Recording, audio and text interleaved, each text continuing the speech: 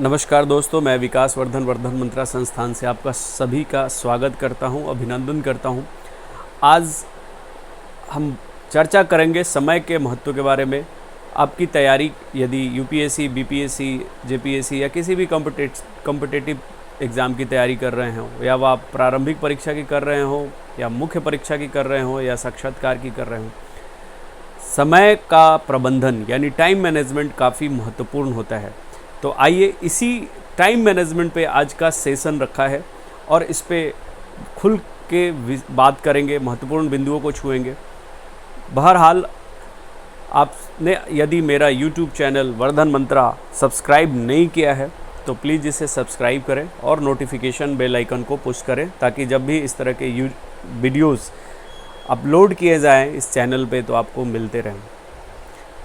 दोस्तों, आइए हम आज टाइम मैनेजमेंट पे चर्चा कर रहे हैं, जो हमारे उन 8 बिंदुओं में सबसे इम्पॉर्टेंट है, जिसमें मैंने चर्चा की थी कि हमें सफलता सुनिश्चित प्राप्त करने के लिए पहला हमारा होना चाहिए राइट कंटेंट, दूसरा राइट गाइडलाइन, तीसरा टाइम मैनेजमेंट, चौथा करंट अफेयर्स, पांचवा मोटिवेशन, छठा टेस्ट सीरीज़, सातवां रिवीजन और आठवां और सबसे महत्वपूर्ण कि हम यूपीएससी या बीपीएससी या अधिकारी क्यों बनना चाहते हैं, जो हमें हमेशा हमें प्रेरित करते रहे कि हम क्यों इस तरह का काम कर रहे हैं। राइट, तो उसमें मैंने आपको एक सेशन राइट कंटेंट का बना दिया है, वीडियो अपलोड कर दिया। आज मैं दूसरे सेशन में टाइम मैनेजमेंट पे बात करूंगा, समय के प्रबंधन के बारे में बात करूंगा। मैं इसमें आगे बढ़ते हुए, इस कड़ी को आगे बढ़ाते हुए आपसे ये कहना चाहूँगा या पूछना चाहूँगा कि जो भी एस्पिरेंट, जो भी परीक्षार्थी, जो सिविल सेवा के परीक्षार्थी हैं, संघ लोक सेवा आयोग से लेकर अन्य राज्य स्तरीय लोक सेवा आयोग तक की जो तैयारी कर रहे हैं, मैं उनसे मेरा पहला प्रश्न यही होगा कि आपका जो अटैम्प्ट है, जो आप अटैम्प्ट लेने वाले हैं यूपीएससी या स्टेट पीसीएस के लिए, उसका टारगेट ईयर क्या है? आपने क्या टारगेट बनाया है? जैसे यूपीएससी 2022 है या यूपीएससी 2023 है, या फिर आप इसी 10 अक्टूबर को यूपीएससी में शामिल होना चाहते हैं, या फिर अन्य राज्य स्तरीय परीक्षाओं में आप इसी साल शामिल होना चाहते हैं। तो समय के लिए एक आपको पता चल गया कि आपके पास 3 महीने हैं, 4 महीने हैं, 1 साल है, 2 साल है या 3 साल है। क्योंकि समय को, अपने एग्ज़ाम को समय के छोर में बांधना, 2 किनारों के बीच बांधना बहुत ज़रूरी है, नहीं तो हम लापरवाह हो जाते हैं, बेपरवाह हो जाते हैं। और ऐसा मैंने देखा है 3-4 सालों में, या फिर जो मैंने अब तक सीखा है बच्चों से बात करके, जो जाना है कि बच्चे किसी टाइम बाउंड्री के अंदर उसको फिक्स नहीं करते कि मुझे 2 साल में कर लेने हैं या 3 साल में कर लेना है या 4 साल, मैक्सिमम 4 साल तो काफ़ी होता है। एक बार तो आप समझिए बैचलर डिग्री भी हो गई, बीटेक भी 3 साल की ऑनर्स ह्यूमैनिटीज़ में होती है, तो ये 4 साल का हो गया। तो एक टाइम बाउंड्री में बांधना अपनी सफलता को सुनिश्चित करने का सबसे पहला आधार है, सबसे पहला बेसिक चीज़ है कि आप कब अटैम्प्ट लेना चाहते हैं। दूसरी चीज़ आपको मैं ये बता दूं, आप भी जानते हैं कि जो सिविल सेवा के रियल एस्पिरेंट्स हैं, मैं तुक्के मार और फर्स्ट अटैम्प्ट में अपवाद स्वरूप पास करने वाले लोगों की बात नहीं कर रहा हूँ, मैं जेन्युइन बात कर रहा हूँ, जो दिल्ली, मुंबई, मतलब राजधानी में, या फिर इंदौर, रांची, पटना में रह के यूपीएससी की तैयारी कर रहे हैं, या फिर स्टेट पीसीएस की पीसीएस पब्लिक सर्विस की तैयारी कर रहे हैं, अपने संसाधन युक्त, अपने आर्थिक पक्ष को देखते हुए। सो मैं आपको बताना चाहता हूं कि इस समय at a time 10 lakh form भरने पे मत जाएं आप। 1 लाख लोग ऐसे हैं, 1 लाख एस्पिरेंट्स ऐसे हैं जो मूल रूप से पूरे डेडिकेटेड, पूरे फोकस होकर सिविल सेवा की तैयारी कर रहे हैं। वो संघ लोक सेवा आयोग से लेकर राज्य स्तरीय लोक सेवा आयोग तक हो सकता है। ये 1 लाख लोग ऐसे हैं जो महीने का तो छोड़ दीजिए, सप्ताह, दिन, घंटे, मिनट अपनी तैयारी पे खड़े हैं, फोकस्ड हैं। उनको ना तो किसी तरह का कोई मतलब अलग भिन्न तरह की चीज़ें ना तो उनको भटका सकती हैं, ना उनको वहाँ से हटा सकती हैं। तो आप सोचिए कि अगर आप अपने सप्ताह और घंटे और दिन बर्बाद कर रहे हैं, मिनट की तो बात छोड़ दीजिए, तो आप कितना पीछे छूट जा रहे हैं। जहाँ पे यूपीएससी में एक एक अंक पे आपकी मेरिट डिसाइड की जाती है। आपकी एक एक अंक से लोग प्रीलिम्स में छूट जाते हैं, एक अंक से लोग मेंस में छूट जाते हैं, और फाइनल एक अंक से लोगों का मेरिट बदल जाता है। एक एक अंक पे 4-4 लोग, 5-5 लोग इंटरव्यू में हैं। एक अंक पे 20,000 लड़के, 50,000 लड़के प्रीलिम्स की क्वालिफिकेशन पे हैं, मतलब क्वालिफाई कर सकते हैं, उत्तीर्ण कर सकते हैं। वहाँ पे इतनी ज़्यादा फाइट है। अगर वहाँ पे अपने आप समय को बर्बाद कर रहे हैं तो यकीन जानिए कि फिर वो अवसर नहीं आने वाला, क्योंकि हमारे हाथ में अवसर कभी नहीं रहा है। अवसर हमेशा हमारे सामने वाले लोक सेवा आयोग में रहा है। जब वो आपको फॉर्म फिलअप करने का आएगा, नोटिफिकेशन आएगी, तभी आप फॉर्म भर सकते हैं। सो ये बहुत ज़रूरी है कि आप उन 1 लाख लोगों के साथ कंपटीशन कर रहे हैं जो आपसे ज़्यादा फोकस है। आप अगर खुद भी कर रहे हैं तो बहुत अच्छी बात है, तो आप मेरिट के लिए आएँ, टॉप 10, टॉप 20 में आने का प्रयास करें। सो अगर आपने एक दिन 1 घंटा बर्बाद किया तो समझिए आपसे 9,999,000 लोग आपसे आगे निकल जाएंगे और आप पीछे छूट जाएंगे। अगर आपने 2 दिन किया और पीछे छूट जाएंगे। अगर आपने सप्ताह दिन किया तो और अंकों से पीछे छूट जाएंगे।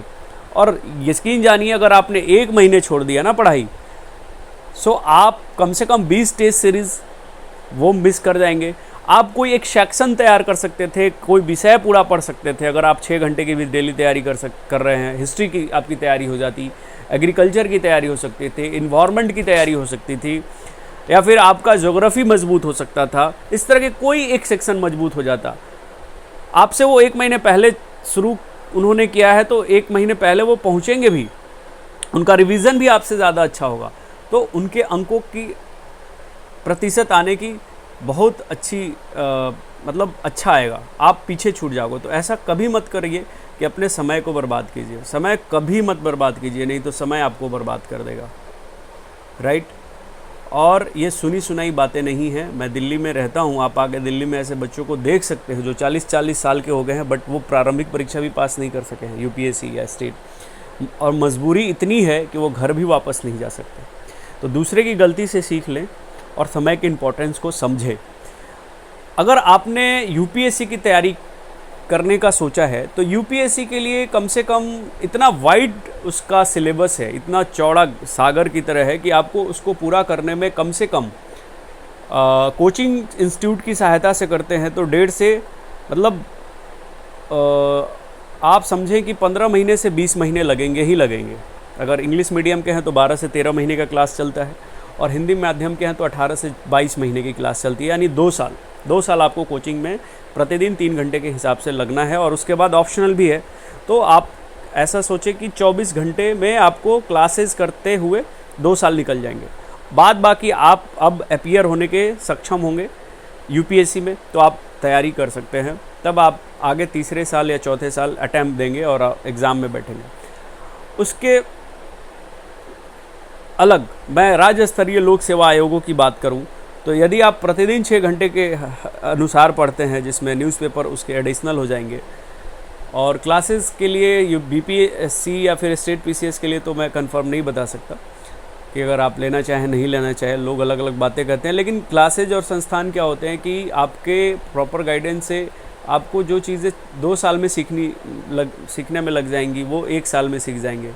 जो सब्जेक्ट पे आपकी पकड़ बनाने में 2 महीने लग सकती है वो आप शायद 1 महीने में कर सकते हैं। तो समय की बचत हो जाती है और बहुत सारा एक इन्वायरमेंट मिलता है। फिर एक ये भी प्रतियोगिता भी सकारात्मक प्रतियोगिता चलती है कि आप कितने पानी में हैं, आपकी कहाँ कमियां रह गई हैं, किसको दूर किया जा सकता है, और मोटिवेशन लेवल बना रहता है। सो मैं ये कहूँगा कि 2 से 3 साल का यूपीएससी ने अपना 2 साल का अपना उसने सिलेबस बनाया है। उसी तरह राज्य स्तरीय लोक सेवा आयोग ने अपनी सिलेबस जो है 1 साल की रखी है। मतलब 12 महीने अगर आप लगातार 6-6 घंटे की से पढ़ते हैं तो कोई भी राज्य स्तरीय परीक्षा निकाल सकते हैं, इसमें कहीं दो राय नहीं है। अगर आप यूपीएससी कर रहे हैं तो आपका यूपी पीसीएस भी सेम सिलेबस में है, सेम पैटर्न पे है, उसकी भी तैयारी हो जाती है साथ में। बीपीएससी थोड़ा अलग है, झारखंड थोड़ा अलग है, एमपी थोड़ा अलग है, तो वो अलग अलग है। सो 1 साल अगर आप पढ़ते हैं, कहते हैं ना कि जैसे बैचलर डिग्री लेने में भी आपको 3 साल लगते हैं, तो आप यहाँ बैचलर डिग्री के बाद 1 साल अगर मेहनत से ईमानदारी से पढ़ाई कर लिया, मतलब सिलेबस के एक आपका पूरा सिलेबस, आपकी history, geography, polity, economics, agriculture, current affair, science tech, सब कुछ 1 साल में कंप्लीट हो जाएगा। बिलीव कीजिए, राइट। 6 घंटे के हिसाब से प्रतिदिन पढ़ाई कर रहे हैं आप। दूसरी चीज़ अब समय बचाएंगे कैसे? जो जॉब होल्डर हैं ऑलरेडी, अगर उनको जॉब मिली है तो उन्होंने पढ़ाई अच्छी की होगी, डेडिकेशन होगा। हाउसवाइफ हैं, उनके पास भी समय कम है, तो 4 से 5 घंटे उनके लिए। अब 1 साल और 3 साल मैंने ये आपको बता दिए कि आपके टारगेट ईयर के हिसाब से होंगे।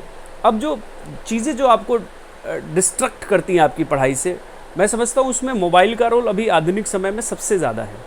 मोबाइल, मैं ये कह रहा हूँ कि अच्छी चीज़ है। आज मैं यूट्यूब पे आपके साथ जुड़ा हूँ तो मोबाइल के बदौलत ही जुड़ा हूँ, और मोबाइल से ही आप तक मेरी पहुँच बन रही है, इस इंटरनेट के माध्यम से। लेकिन साइंस एक हमारे लिए वरदान है और अभिशाप भी है। अब ये हमारे ऊपर डिपेंड करता है कि हम इसका उपयोग किस प्रकार करते हैं, नियंत्रित यूज़ करते हैं या अनियंत्रित होकर। या तो हम ये मशीनों के गुलाम हैं या वो हमारा गुलाम है, राइट। यूज़ करें, इस विज्ञान हमेशा, तकनीक हमें हमारे लाइफ स्टाइल को आसान ही बनाता है। हमारे जीवन पद्धति को आसान बनाने के लिए विज्ञान ये मोबाइल आया है और बनाया भी है। रेल और भी बहुत सारी चीज़ें देख सकते हैं कि आप मोबाइल के थ्रू जान सकते हैं। आज लॉकडाउन में मोबाइल ने हमारी शिक्षा पद्धति को रोका नहीं, इसने आगे बढ़ाया। शायद ना होता तो पता नहीं, सब लोग वहीं पे रहते जहाँ से जहाँ। सूचनाओं का यहाँ पे अब भंडार है। सो मैं ये कहना चाहूँगा कि मोबाइल में 4-5 चीज़ें होती है। एक जो बच्चे, मैं मतलब बहुत सारी चीज़ें हैं, अनंत हैं, लेकिन जो पीसीएस की तैयारी कर रहे हैं, सिविल की तैयारी कर रहे हैं, तो 2-4-5 चीज़ें उस पर ध्यान देने की ज़रूरत है। कि एक तो सोशल मीडिया है, व्हाट्सएप है, टेलीग्राम है, इंस्टाग्राम है, फेसबुक है। There are so many platforms where we always use these platforms for the enhance our information and enhance our skill and enhance our quality about our education, right, our competitive examination। लेकिन ये जो चीज़ें हैं इनको use करने का एक नियंत्रण होना चाहिए। जैसे मोबाइल सबसे पहले आया फ़ोन पे बात करने के लिए, तो सोशल मीडिया का हम लोग लिमिटेड यूज़ करें। अपना एक समय तय कर ले कि हाँ, प्रतिदिन मुझे 1 घंटा सोशल मीडिया चलाना है। फेसबुक, व्हाट्सअप पूरी तरह बंद मत कीजिए, बहुत टेंशन होता है। मैं कह रहा हूँ कि हफ्ते में 3 से 6 घंटे का यूज़ करें, राइट। फेसबुक पे भी आपके बहुत सारी इन्फॉर्मेशन है, एग्ज़ाम कब नोटिफिकेशन आया, कब छूटा, कब एग्ज़ाम होंगे, तो ये सारी चीज़ें तो अभी इंटरनेट के माध्यम से ही पता चल रही है, यूट्यूब्स के माध्यम से, फेसबुक ग्रुप्स के माध्यम से। तो आप प्रतिदिन 1 घंटे का एक फ़िक्स टाइम बना लें कि मैं रात में सोते समय यूज़ करूँगा, या फिर लंच करने के बाद यूज़ करूँगा 1 घंटे का, सुबह सुबह नहीं, राइट। या तो लंच के बाद या फिर डिनर के बाद, 1 घंटा से ज़्यादा नहीं एकदम से मोबाइल, सोशल मीडिया। दूसरा, मैंने एक चीज़ देखा है कि मोबाइल पे हम लोग गाने सुनते हैं। सो गाना सुनिए, लेकिन वो ज़्यादा नहीं होना चाहिए बार बार। और गाने जो सुनने का है ना, जैसे जगजीत सिंह की गज़ल सुन सकते हैं आप, गज़ल सुन सकते हैं। गज़ल हमारे दिमाग को पीस देता है, एक शांति देता है, एक मेडिटेशन टाइप का होता है। लेकिन अगर आप पूरे डीजे और इस टाइप के गाने सुन रहे हैं तो वो हमारे मन की चंचलता को बढ़ा देता है। हमें शांति चाहिए पढ़ने के लिए, चंचलता नहीं, राइट। किसी चीज़ को आत्मसात करना है। पढ़ाई कोई काम नहीं है, पढ़ाई कोई कार्य नहीं है, पढ़ाई कोई लेबर और मेहनत कश की तरह काम नहीं है कि आप उस पर काम करके इति रीवा सेवा खंडे, मतलब हमारा काम खत्म हो गया, नहीं। उसको यहाँ मेमोरी में बैठाना है, चित्त में बैठाना है। जब आपके सामने प्रश्न आए तो आप उसके सही आइडेंटिफिकेशन कर सके उत्तर को, आंसर को, राइट। तो चंचलता वाली गाने नहीं सुनना है। जगजीत सिंह और इस तरह के जो लोग हैं जो गज़ल बजाते हैं, या फिर कोई क्लासिकल सॉन्ग आप सुन सकते हैं। बांसुरी जो इंस्ट्रूमेंट्स हैं उसके, सितार, बांसुरी, वीणा, ये सब हमारे अध्यात्म को बढ़ाते हैं और हमारी शक्ति को बढ़ाएंगे। तीसरा एक सबसे बड़ा कारण है कि कहीं ना कहीं बच्चे सोचते हैं कि मैं फ़ोन पे घर पे बात कर रहा हूँ, या बच्चियाँ जो लड़कियाँ हैं वो सोचती हैं कि मैं घर पे बात कर रहा हूँ। ये बात करना भी बहुत घटिया, मैं समझता हूँ बर्बाद करने का, समय बर्बाद करने का एक बड़ा टूल है। घर पे बात करना है, हफ्ते में 1 दिन बात कर लीजिए। रिलेटिव से बात करना एक फ़िक्स कर लीजिए, संडे। मैं ऐसा ही करता हूँ, संडे का दिन अपने दोस्तों, रिश्तेदारों से बात करता हूँ, 4-5 घंटे बात करता हूँ, और उस दिन बात करता हूँ और बाकी चीज़ें भी करता हूँ। तो आप घर पे बात करें 2 से 5 मिनट मैक्सिमम। माँ है, इम्पोर्टेंट है, माँ के बिना कोई ना रह सकता है, ना आगे रह पाएगा। माता पिता, सबसे बात कीजिए, 5 मिनट से ज़्यादा नहीं। अब हर बात बताना, हर चीज़ पूछना, भाई आप यहाँ पे एक सन्यासी घर छोड़ के कैसे खा रहे हो, कैसे पी रहे हो, कितना कष्ट होता है उसमें। उस जो लिमिटेड 1 साल का आपने टारगेट बनाया है, 3 साल का, उसमें अगर आप वो समय घर में मतलब देना चाहिए, बट एक फिक्स टाइम पे दीजिए, समय को बर्बाद मत कीजिए। घर पे बात करना भी ना बहुत टाइम किलिंग होता है। कोई कोई 1 घंटे, 2 घंटे, ढाई घंटे माँ से बात करते रह जाएगा, पापा से बात करते रह जाएगा, भाई से बात करेगा, बहन से बात करेगा। ऐसा कतई ना करें आप। फिक्स टाइम रखें, 5 से 15 मिनट। दोस्तों के साथ भी गप नहीं, फ़ोन पे गप नहीं, किताबों के साथ दोस्ती कीजिए। ये काला अक्षर है ना जो भैंस बराबर, किताबें यही हमारे काम आएंगे एग्ज़ाम में, हमारा फ़ोन काम नहीं आएगा, राइट। और जितना जल्दी करेंगे उतना जल्दी आपका रिजल्ट होगा। तो फ़ोन पे बात करना घर वालों से जो अपने हैं, वो भी एक बहुत बड़ा टाइम किलिंग है। तो वो ऐसा भी नहीं करना है, इन चीज़ों को दूर करना है, राइट। अभी मैंने 3 चीज़ बताया। सोशल मीडिया का यूज़ आप लिमिटेड करें, नियंत्रित होकर करें 1 घंटे। दूसरा मैंने बताया, फ़ोन पे अगर आप घर वालों से बात कर रहे हैं तो ज़्यादा नहीं करें, 5 से 10 मिनट प्रतिदिन एक इन्फॉर्मेशन ले लें। तीसरी बात मैंने बताई कि आप ऐसे सॉन्ग, वैसे गाने ना सुने जो आपके अंदर चंचलता को बढ़ाए। और इसके आगे हम बात करेंगे कि बहुत ऐसे बच्चे होते हैं जो दिल्ली और पटना और घर से बाहर आके पढ़ाई करते हैं, लेकिन उनका ज़्यादा फोकस होता है रूम की सफाई पे।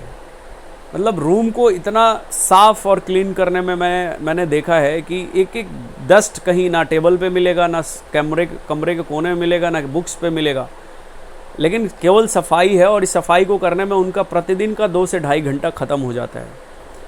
तो दोस्तों, भाइयों, कभी बीटेक वालों को जाके देखिए। मैंने 1-2 एसडीएम बिहार में हुए, मैंने उनके मतलब मैं कमरे पे भी जाता था, मेरे दोस्त भी हुए हैं। तो सफाई रहनी चाहिए, मन भी लगता है, लेकिन सफाई का मतलब ये नहीं है कि रोज़ 2.5 घंटे से 3 घंटे हम रूम की सफाई पे लगा रहे हैं, पोछा लगा रहे हैं, टेबल साफ़ कर रहे हैं, किताबें साफ़ कर रहे हैं। सो मैं समझता हूँ कि ये सफाई नहीं, अपने जीवन की सफाई है, राइट। मतलब कैरियर की सफाई हो जाएगी। आप उस 2.5 घंटे को आधे घंटे करें और किताबों पे ज़्यादा ध्यान दें, नोट्स पे ज़्यादा ध्यान दें। वहाँ से एग्ज़ाम में प्रश्न आएगा। आपके रूम के कोने की सफाई से सवाल नहीं आने वाले हैं, सवाल आपके किताबों से आने वाले, आपके नोट्स से आने वाले, आपके टेस्ट सीरीज़ से आने वाले। तो वहाँ पे समय दीजिए, रूम की सफाई में ज़्यादा वक्त बर्बाद नहीं करना है, राइट। और चौथा ये है कि आप, अब तो वैसा कल्चर है नहीं कि दोस्तों के साथ बैठ के पार्क में गप लगा रहे हैं, अब तो मोबाइल ही सब लोग चलाते रहते हैं, तो ऐसा कुछ है नहीं। तो आज कुल मिला के मैंने यही बात कही कि समय का महत्व समझिए। समय बड़ा बलवान होता है, अवसर भी समय के साथ आता है, नहीं तो 30-35 के बाद फिर ना आपके से पढ़ाई होगी ना आप एग्ज़ाम निकाल पाओगे। तो आज के लिए इतना ही। अगले सेशन में हम बात करेंगे कि राइट गाइडलाइन क्या होता है, इसका क्या इम्पोर्टेंट है, ओके। तो आज के लिए इतना ही। यदि आपने मेरे इस वीडियो यूट्यूब चैनल वर्धन मंत्रा को सब्सक्राइब नहीं किया है तो प्लीज़ इसको सब्सक्राइब करें, और इस तरह के वीडियो आपको मिलते रहेंगे। नोटिफिकेशन बेल आइकन को पुश कर दें। धन्यवाद आज के लिए, थैंक यू।